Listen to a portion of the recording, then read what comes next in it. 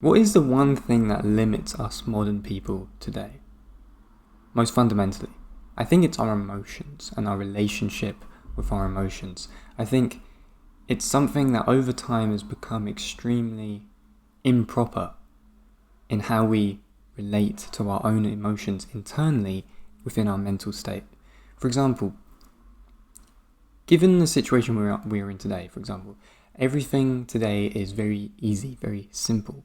It can be very attained in a very easily way, in the sense that we're living in a very comfortable lifestyle. And what I mean by this is that things are just there for us.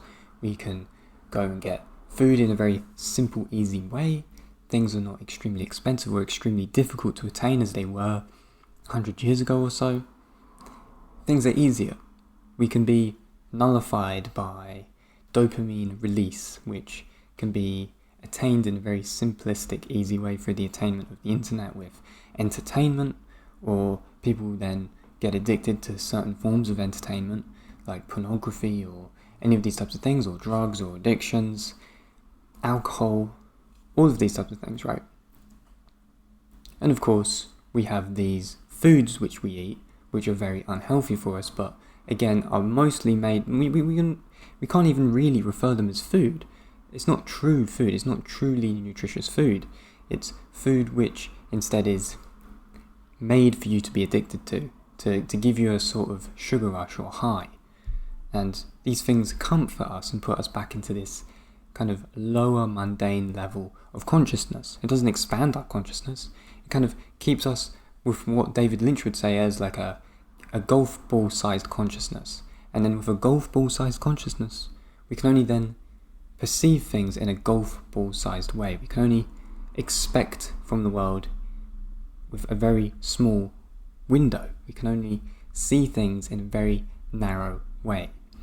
But ultimately, when it comes to emotions, the problem we have today is, especially with us moderns, is that because we live in such a comfortable lifestyle, because things are easily achieved, because we are easily satisfied, we constantly don't escape our comfort zone, and we live instead inside the comfort zone, and then are thus given our satisfaction, or we then receive the satisfaction in which we don't need to go out and achieve to get true satisfaction from.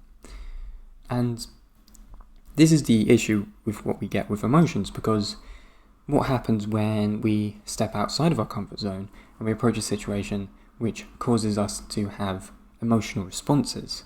So, for example, anxiety, stress, the feeling of fear, all of these things. These are not specifically negative.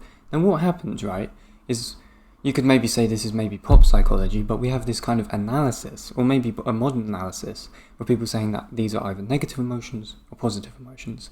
We start moralizing the way we feel, which is not good. We should never moralize the way we feel, because instead we need to inspect introspectively about why we are feeling these things, and seeing as to why these are indicators to do certain things and to not do certain things. Our mindset and the way in which we see ourselves is obscure and contorted.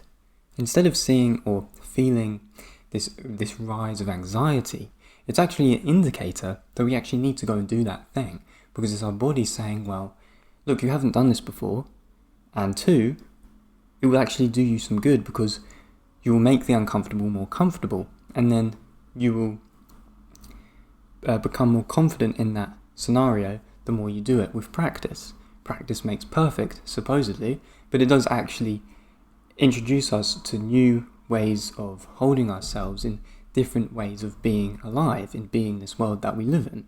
And that's what it's all about. It's about experience, getting ourselves into new experiences, so that we, of course, expand our consciousness, expand our development with the world, and approach life in a holistic way, approach life with optimism, with positivity, instead of us cowering to things in which we are not comfortable with.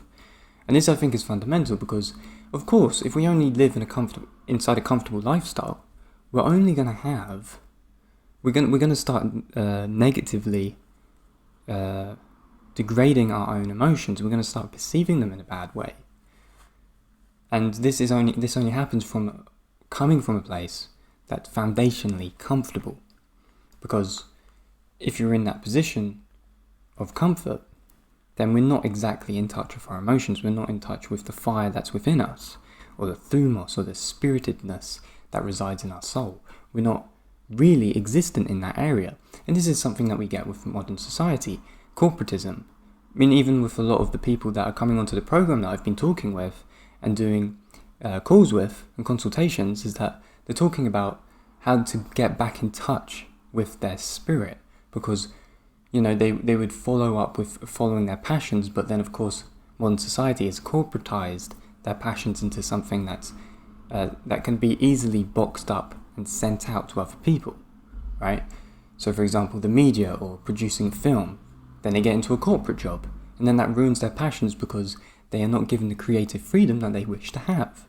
And then they want to learn about how to develop a business that can then treat their passions with true authenticity and respect, unlike what these corporate jobs are doing for other people, for example. That's one example of how the spiritedness of man is being contained or restrained or depressed and oppressed by the systems we have in modern society. And I truly believe that the reason why we feel these urges within us is not because what we're doing is a bad thing, or this is the thing, when someone is anxious, when someone is in fear, when someone is under stress from a certain situation which is unknown to them, they instantly interpret it with their mindset that they should avoid it, that they should not approach it, that it's bad, that it's not good, that it's better to just cower away. And this is the cowardice process. This is a process of being a coward. And it's a horrible thing to say that, everyone is a coward to a degree, because it's not a nice word to use, but it is true.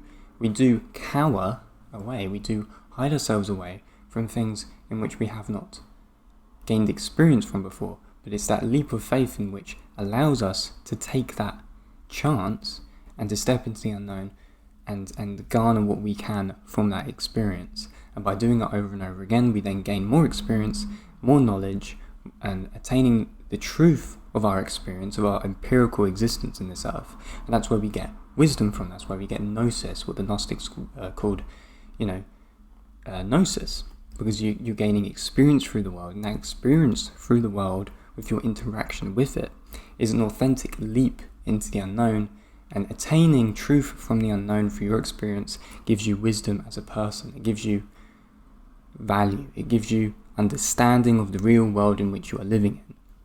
And another thing is that a lot of people give off secondary knowledge, second-hand knowledge, and this is even the problem with going to universities and going into the education system, is that we're told to read the books and gain information from the books.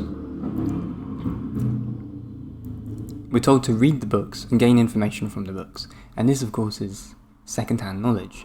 And then of course the idea of building an ego and a persona, of the qualification and the degree that you then attain from these things, then builds up with inside the minds of these individuals. And this is what creates, the jargonite, the intellectually minded individual who's like all, pompous and, arrogant about their position and what they could be in society and all of this. And this produces the individual who is kind of the priestly caste within that higher echelon system within society, where people think they have this talent of themselves because they have, from authority, been told that they have achieved this certain state because they've followed the holy book of the intellect, of the intellectual, instead of actually getting hands-on experience with the real world to then build their own, achievements. And a lot of the time now this is the case. You want to go get employed, people find first-hand experience more valuable than a qualification. Degrees are not valuable anymore unless you actually specifically need them if you want to work in a form of law or a form of bureaucracy or something like that, or government. For example, being a lawyer, that's fundamental. You need a degree if you want to be a lawyer. But of course, it's this fundamental issue we have with second-hand knowledge, which is just given to us, and how in society, and how in the built-up structure of our foundational society, is seen as more valuable, We're taught that it's more valuable. We perceive it as more valuable from growing up, because from an authority figure is telling us that we need to do these certain things in a certain way, to work robotically. And this is interesting because AI is built off the way in which we take exams as a young child. An answer to the question, instead of asking the why to the question itself. This is the fundamental difference between being a human and being a robot. And it's obviously not a good sign within the education system that simply human beings who have emotion, right? The thing which makes them different from robots and AI, which gives them, if tapped into properly, the higher form of understanding and wisdom, which really taps into their potential by understanding and captivating your own emotions and understanding your emotions internally. That we in our society are being taught that it's better to just work like a robot and think like a robot than think with our emotions and work with our emotions to really tap into our creative potential. And this is the problem. This is what modern society infuses us into. And no surprise why people in general today have issues with understanding their emotions and using their emotions to cultivate beautiful forms of art. This is another fundamental thing. People pushing their emotions down, suppressing them, repressing them, and then it causing certain outcomes of neglecting certain parts of our lives which we don't want to attend with forthrightness, or simply rejecting them, pushing them away because of certain traumatic past experiences, because when we were growing up we weren't encouraged to experiment with our emotions or experiment with that creative spark within us. And again, this is another thing. It's like and this of course leads to the development of codependencies, or the development of people having to feel as if they need to be validated by others before they can be themselves and be creative. This is fundamentally, a bad thing, because it's causing us to rely on others before we can rely on ourselves. And the only thing that we can rely on is ourselves, because if we start relying on others, then shit falls apart. Everything becomes much more, vulnerable, in the sense of things being insecure, society becoming insecure, and people in general becoming insecure with themselves. So that's kind of how I see in terms of emotions. It's our mindset. It's the way we perceive our emotions. If there's stress, if you're feeling stress, if you're feeling certain negative emotions in which you perceive them as negative, then we need to implement mindset techniques which rearrange and augment our reality towards a different direction, so that we can chase those feelings and understand them as indicators that we need to go about ourselves in a particular way to improve ourselves in this world and improve our reality which we are living in today. And this is something that I'm doing with clients on my program.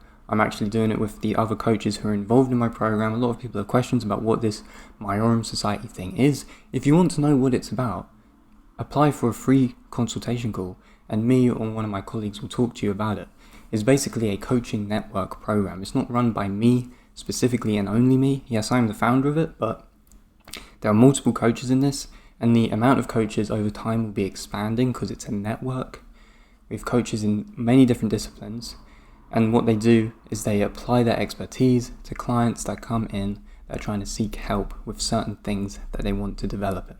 And I'm focusing on the creativity aspect of it, teaching techniques, thinking techniques, deduction methods, how to fundamentally expand your consciousness so that you are more perspicacious and have more of an ability to perceive the world in a multifaceted way. That is fundamentally my process within this program.